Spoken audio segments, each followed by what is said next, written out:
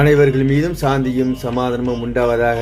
என் அன்பான இஸ்லாமிய பெருமக்களே, என் தொப்புள் கொடி உறவுகள் இந்து மக்களே, எப்படி இஸ்லாமியர்கள் சந்தனக்கூடு எடுக்கிறார்களோ, ஊர்வலம் வருகிறார்களோ, அதுபோல வடநாட்டு கலாச்சாரமான விநாயகர் சதுர்த்தியை சில இந்து பெருமக்கள் வருஷம் வருஷம் செஞ்சுக்கிட்டு வர்றாங்க.